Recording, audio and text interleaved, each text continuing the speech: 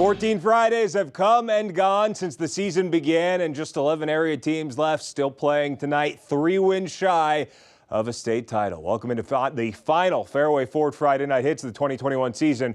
Hard to believe we're here. Thanks as always for joining us. I'm Mark Whiteman. We begin with the defending state champion Daniel Lions, winners of 21 straight and the favorite to repeat in 3A. Traveling to meet them in the upper state semifinals, the Clinton Red Devils enjoying by far their best season since their 2009 championship. For the final time this year, Julia Morris with our Game of the Week. Daniel entered this matchup undefeated, with the Lions looking to get one step closer to defending their state title. Clinton, on the other hand, looking to continue its big postseason run, with the Red Devils seeking their 12th win of the year. Both teams have high-powered offenses, but it's Daniel that throws the first punch. On the Lions' first possession of the game, it's 3rd and long, and quarterback Trent Pierman airs it out to Myson Kelly, who takes it all the way for a 67-yard score. Just like that, Lions up 7-0. Daniel's second possession of the game, it's 3rd and long again, and Lions delivering another big play. This time, Pierman throws a beauty to Eli Merck for another touchdown. Lions rolling early, they're up 14-0, and Merck going to work in the first quarter. Less than 2 minutes to go before the start of the second. Merck again with the ball, he shakes a defender, and he's gone. Another explosive play by the Lions offense, they're up 21.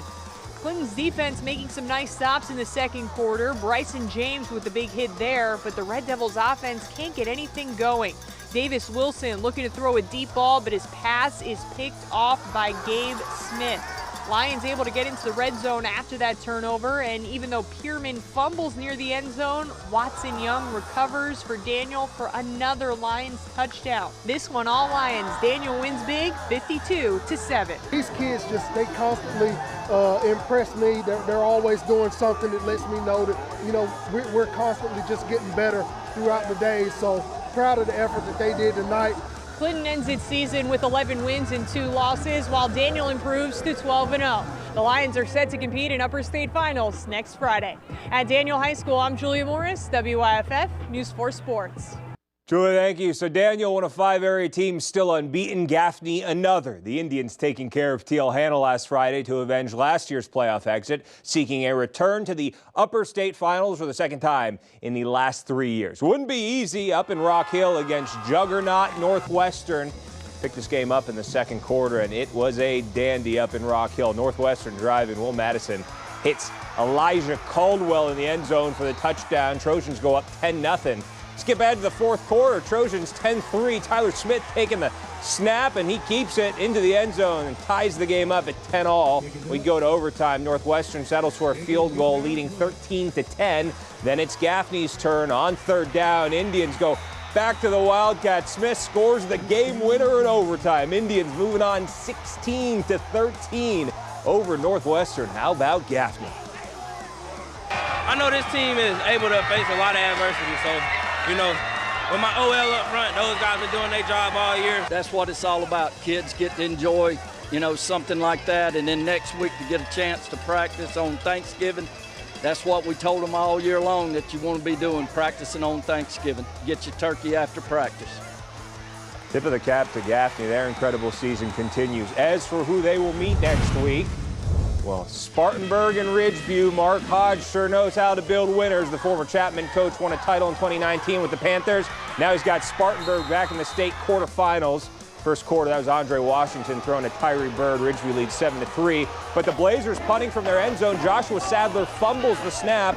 Spartanburg drops him for a safety. It's 7-5 Ridgeview. Into the second now. Raheem Jeter rolling out to his right and hits Taheem Richardson for the touchdown. Spartanburg goes back in front 12-7. Back and forth game here. Now it's Ridgeview. Jalen Wise with the handoff. 40 yards for the Ridgeview touchdown. It's 14-12. Then it's Spartanburg coming right back. Jeter again to Richardson. Again, another Spartanburg touchdown into the fourth quarter as these teams just trading blows. Andrew Washington hooking up with Zion Agnew, 29-26 Ridgeview.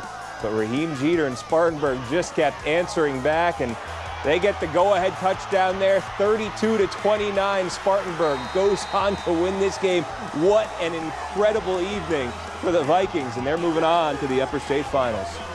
It's huge. It's awesome. It's awesome. You know, just we're writing a history book for this new school and this new building. It's something that, you know, the gold means something again.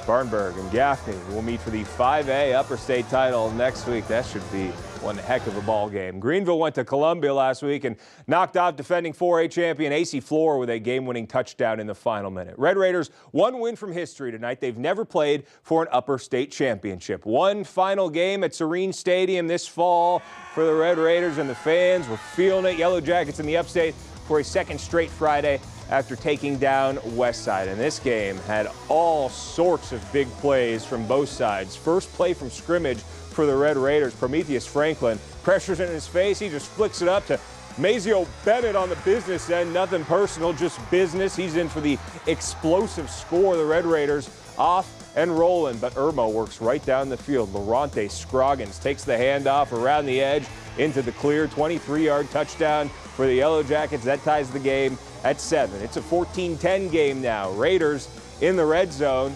And this is Clemson commit Josh Sapp on the direct snap. Got some big boys in front of him, paving the way, 21-10, Greenville. But Irmo scores twice in the final minutes of the first half. Isaiah Whiteside rolling out, gets his guy Diare Rogers behind the defense. Irmo leads 23-21 at halftime, but it's all Red Raiders in the second half. Franklin connects with Tyler Brown, who had the game-winning score last week, and he gets the go-ahead score here down the sideline, running away from everyone. Raiders score 21 unanswered in the second half, and they are on to the Upper State Final for the first time in school history. 42-23, the final. Elsewhere in 4A action, Greenwood hosting South Point. Eagles crushed Catawba Ridge last week, getting off on the right foot in this one. Dalen Rapley, 28-yard touchdown, and Greenwood strikes first. So here we go. It's 7-0 game. Second quarter now. Greenwood the ball. Vay Morton.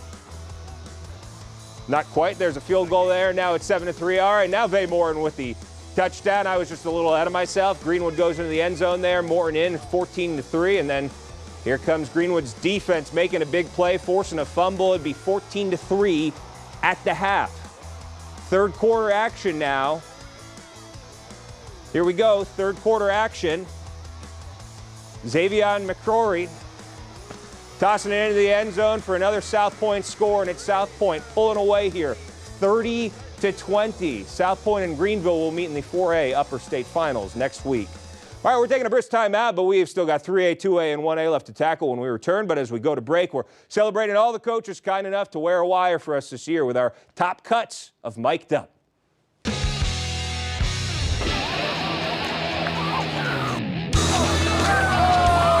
He saw it! He saw it! Hey, up there! No way he got 2 yards, man. He got stuck. Listen, I know I'm getting old, but I ain't. That's all I can't forget what a forward pass looks like. No, I want to know 2 things from here. They're going to try to hit you late because they think they can get in your head. You understand? Hey, anytime I see a hand in there, that means you've done your job.